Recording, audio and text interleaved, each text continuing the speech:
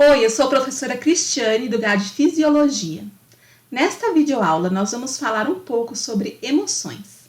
As emoções interferem nas mais diversas funções neurais e fisiológicas. Se nós vamos fazer alguma coisa, depende do valor emocional dado àquela ação. Se vamos nos aproximar de alguém, depende do quanto nos sentimos confortáveis ou do quanto sentimos que aquela pessoa é confiável. Se vamos enfrentar uma situação, também depende de uma avaliação emocional daquela circunstância, além da racional. Então, as emoções interferem em diversos aspectos, se não todos, da nossa vida. E por isso, elas são preservadas evolutivamente. Afinal, elas têm uma função de preservação da vida. Pense assim. As emoções positivas geralmente estão relacionadas à manutenção da homeostase do indivíduo, à proteção da prole, a proteção de membros da mesma espécie e a procriação. E as negativas têm função protetora, afinal, quando você tem medo de um lugar ou de uma situação, você os evita, ou se você os enfrenta, vai fazer isso em um nível de alerta maior, o que garante reações rápidas se necessário. Pare agora e comece a anotar todas as emoções que lhe vêm à mente. Pause o vídeo para fazer isso. Por acaso, aconteceu de você ter a tendência de anotar mais emoções negativas do que positivas? Isso acontece muito e há uma razão para isso. As emoções negativas nos protegem, então elas têm um valor evolutivo altíssimo. Afinal, para cuidar da homeostase, da procriação e do apego aos outros indivíduos da nossa espécie, nós precisamos estar vivos. Você já parou para pensar em alguma definição para a palavra emoção? Quando a gente pergunta isso para os alunos, geralmente eles respondem com uma lista de sentimentos. Alegria, tristeza, raiva e assim por diante. Mas qual seria a definição de emoção e não sentimento? De acordo com as neurociências, as emoções são respostas fisiológicas a desafios impostos pela vida. Os sentimentos são a percepção subjetiva das emoções.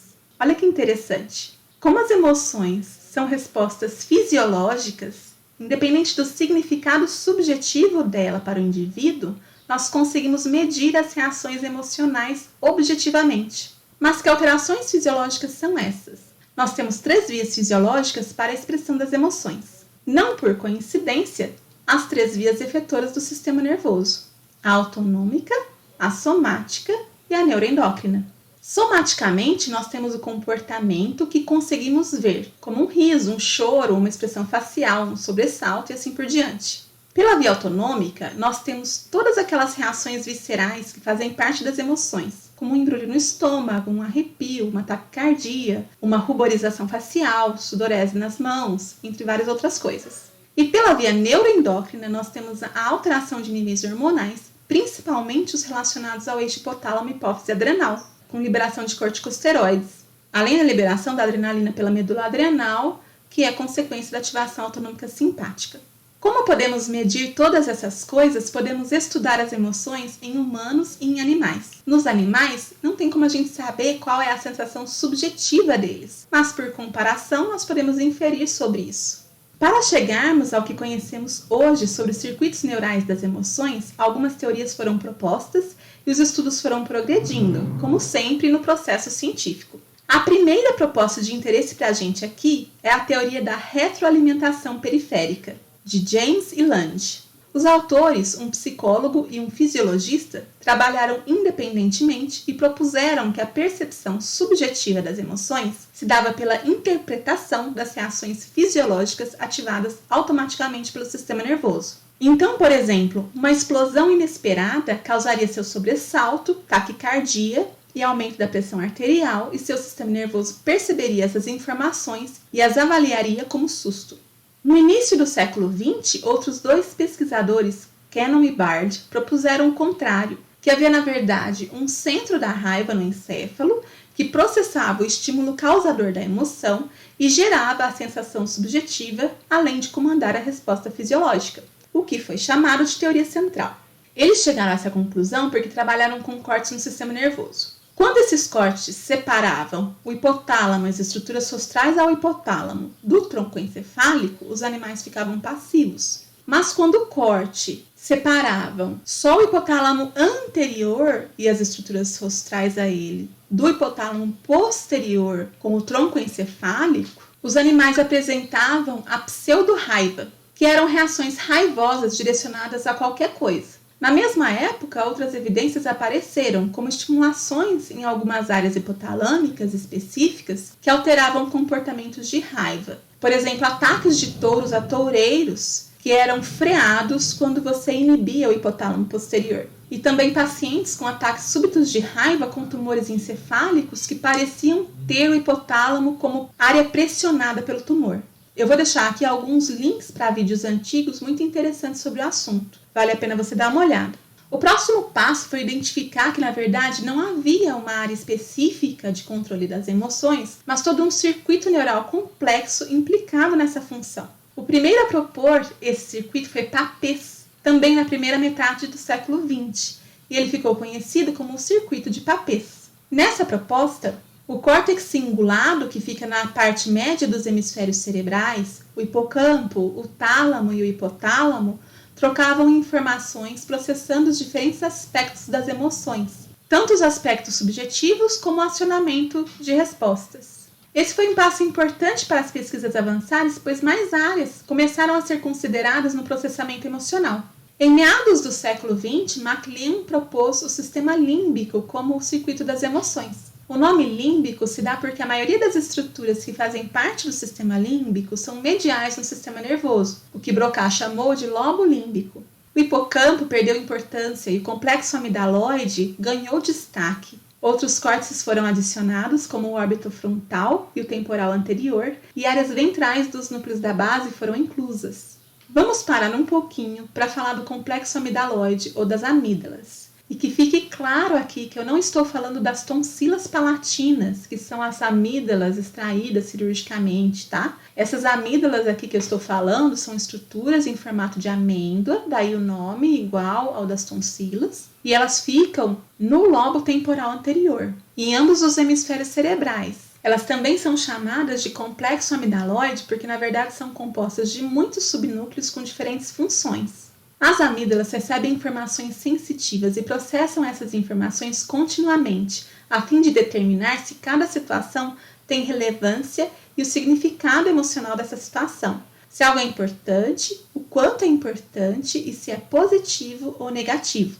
Ela troca extensas conexões com o hipocampo, interferindo diretamente no processo de aquisição de memórias explícitas e tem propriedades plásticas ela mesma, participando de processos de memória implícita.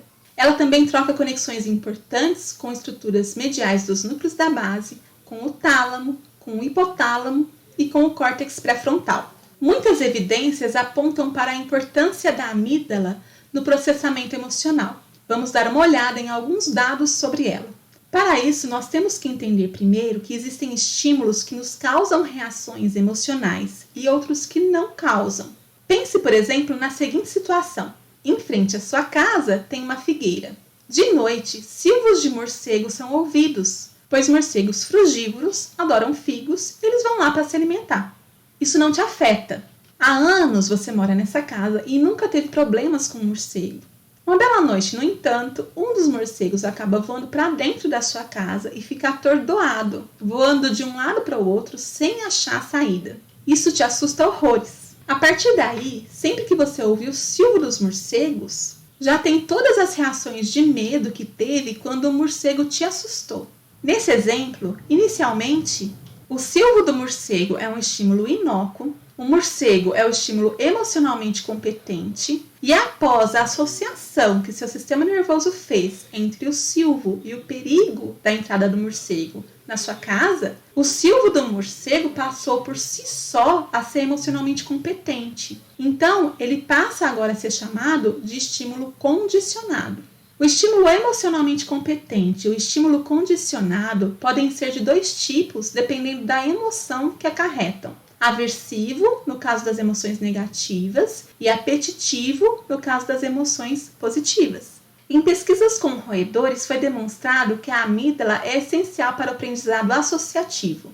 Os pesquisadores fizeram o seguinte protocolo. Um ratinho ficava numa gaiola especial, com uma tela de metal na base. Eles então tocavam um som baixo e ao final do som, um choque era aplicado nas patas, um choque de baixa intensidade, que era incômodo o suficiente para causar aversão no animal. A partir daí, o roedor passava a apresentar todas as reações de aversão apenas com o toque do som, sem necessidade de aplicar o choque nas patas. Para que a amígdala fizesse associação entre o som e o choque, ela recebia conexões do córtex somatosensorial e do córtex auditório, representadas aqui. Quando a amígdala detecta essa coincidência consistente entre a ativação desses dois córtices, ela sofre fenômenos plásticos que determinam a associação entre ambos. Desta forma, o medo de um está vinculado ao outro, tornando o estímulo sonoro aversivo. E isso é duradouro, mas também pode ser desassociado desde que os dois estímulos sejam desvinculados consistentemente.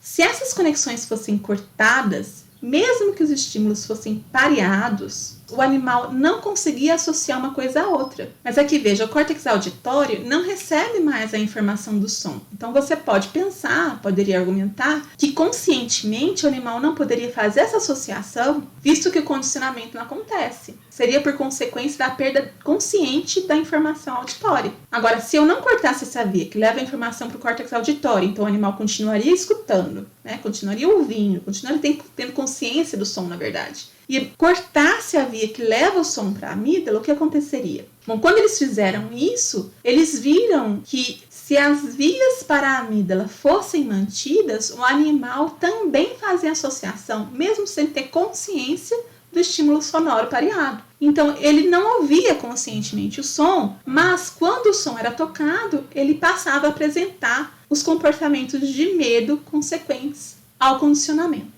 Há dois casos interessantes relatados sobre pacientes chamadas SM e AP. Elas têm uma síndrome chamada Urbach-Witt, desculpa a pronúncia, que vem do alemão. Essa síndrome é autonômica recessiva, na qual podem ocorrer problemas em diversos tecidos. Mas nessas mulheres especificamente, há calcificações bilaterais restritas às amígdalas, AP em menor grau que SM. Nada mais está alterado nos seus sistemas nervosos, ou seja, elas têm todo o sistema nervoso funcionando perfeitamente, com exceção do complexo amidaloide. E o que se relata sobre elas é que elas não têm medo nem por elas, nem pelos familiares delas. Elas não sentem desconforto pela proximidade muito grande de desconhecidos e elas não têm aversão à perda financeira, que é o que nós vemos nesse slide. Então aqui nós temos as imagens de ressonância magnética mostrando as lesões localizadas no complexo amidaloide, na região temporal anterior. E aqui nós temos quadros comparando cada uma com indivíduos controles em jogos de apostas. Veja que nesse eixo vertical está a chance de perder dinheiro e no eixo horizontal está a chance de ganhar dinheiro. Então, quanto mais à esquerda, menor a chance de ganhar dinheiro, quanto mais para cima, maior a chance de perder dinheiro. Outra coisa aqui é que quanto mais clara a cor do quadrado, mais vezes a pessoa fez a aposta naquela situação. Note que ambas têm mais tendência a fazer apostas arriscadas em relação aos indivíduos controles, porque aqui mostra que eles praticamente não fizeram nenhuma aposta que estava na zona de maior risco de perda de dinheiro, enquanto elas sim fizeram. Só que a AP em menor grau que a SM. Talvez isso tenha relação com o fato da lesão em AP ser menor que a lesão em SM.